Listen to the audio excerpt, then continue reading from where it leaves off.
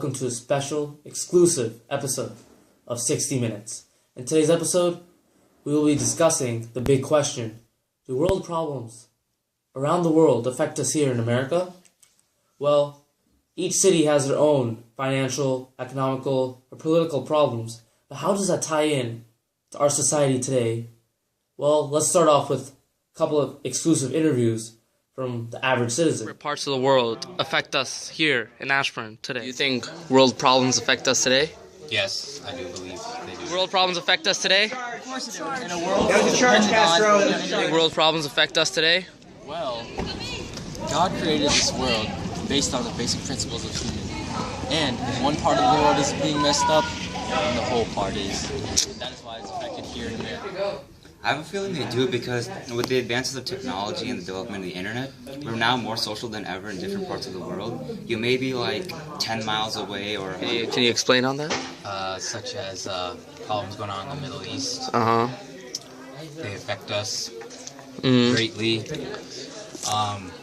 And working with different economies, you're going to have problems around the world that do impact us in America. So do you have any specific examples? We talk about the obviously oil in the Middle East. Like how we perceive others, especially like stereotyping others thousands of miles away. But with the internet, it can only make you feel like you're a few inches away from your monitor. So yeah, I have a feeling like problems around the world could affect us. We can also talk about car production. such terrorist organizations associated with a certain religion. Like ISIS? Yeah, associated with a certain religion. People take those certain kind of people and like combine them with, I don't know, news, media, economy, social media. Yeah. And things start to trend. Do you have any examples on the top of your head? in their area with a certain same religious background. Yeah. So that kind of stuff influence us greatly, and definitely like media and everything. So what do you think? Civil wars as well in 20 countries, and also different diseases all came back as we saw a few months ago. Examples is in the sense like, I don't know, say like a leaked footage gets out of like something bad happening, like, I don't know, something in Ferguson, and like it goes out on the internet, like that could trend like, I don't know, less than like 5 minutes. Okay. So things like that can trend really quickly as opposed to like, I don't know, sending emails or letters to other people. Okay, I guess like media factor.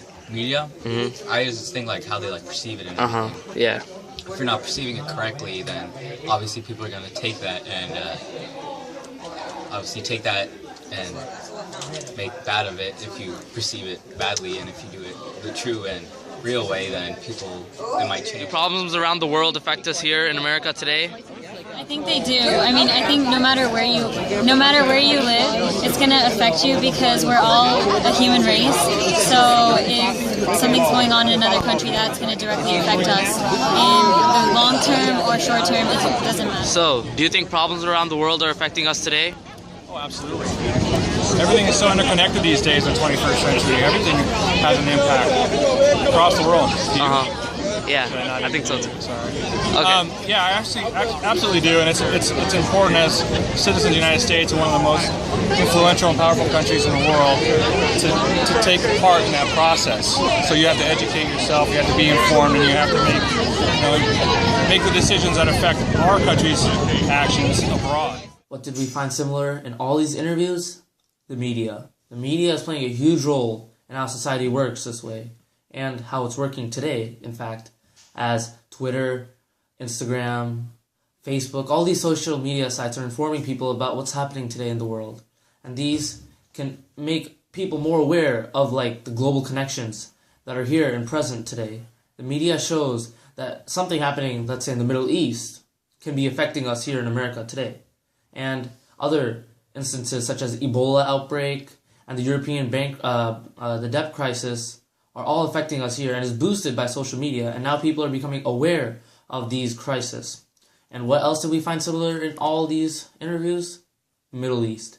The Middle East is a place where there are many problems arising which can directly influence how we act as a nation today, such as the Iraq War, where we sent troops over to Iraq and Iran to fight for the government. And later on, we can have an influence in how the Middle East works, as ISIS is having a huge uprising, and sooner or later, the U.S. will intervene. So the ISIS is getting control of the oil industry in the Middle East and is becoming the richest terrorist organization on the world. And the U.S. is going to react somehow as they're, let's say, the head of the world, and they're the strongest superpower. And ISIS is a direct threat to America. And also, the European debt crisis is having economical factors on America. In 2007, when the European debt crisis occurred, America followed the European debt crisis with the huge recession in 2008. This is a direct influence of the European debt crisis, as many American-based companies have expenditures and businesses in Europe. And once European business go down, the trade with America goes down, and so does the economy, leading us to a financial crisis in 2008. In-house specialist talking more about the European crisis. There's 200 banks in the world that have a $5 billion market value or more. 48 of those banks are in Europe. So, you've got 25% of those banks are in Europe. Out of that 48, 21 of those banks are in worse shape than Bank of America was at the height of the credit crisis. Here's why it's important. They are going through a severe crisis right now. They are looking at the highest non-performing loans they've ever seen. They're looking at greater asset shrinkage, means people are pulling their money out of the banks. They're looking at larger losses than they've ever experienced. They're looking at debt to asset ratios, the highest debt to equity that they've ever had. And they're bracing right now for the worst loan loss in history. That's a problem, because you've got Greece headed back into crisis. This is going to spin Spain and Portugal back into crisis. You're going to have a Euro central bank that is not going to have the ability to bail out these banks if they continue to fall into crisis. And they are going to slip into a very deep recession that is going to pale in comparison to 2008 here. Nobody's talking about it. It's being ignored in great part by the U.S. and the U.S. markets. And don't think for 1 minute that it's not going to impact the big five here in the United States that have an enormous amount of assets, because remember, the only place they can get any yield on their assets is in Europe and other parts of the world that have enormous amounts of assets and bets, and I call them bets, not investments, on some things in Europe, and they are going to get hurt. And let's not forget that 27% of our market is financial sector. It's impossible for this not to have an impact on our market. Another problem that is occurring somewhere else in the world is the Ebola outbreak. A somewhat dormant virus, it has now exceeded 11,000 deaths in Africa alone. This is one of the biggest epidemics in today's society. And if it's only in Africa, how can it be affecting America? And why are we worrying about it? Well, due to enhanced transportation, a person who was infected with Ebola traveled to Dallas and infected one of the nurses there. However, it's patient zero that causes the whole Ebola outbreak.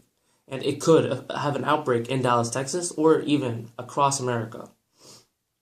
Well, the CDC is currently has worked on quarantining the virus and isolating it from the society, and it has been working. However, just one person who was infected with Ebola came to America, and the CDC is trying everything to prevent it. This shows that the Ebola outbreak in Africa has an immense amount of the actions being taken by the U.S. government in America.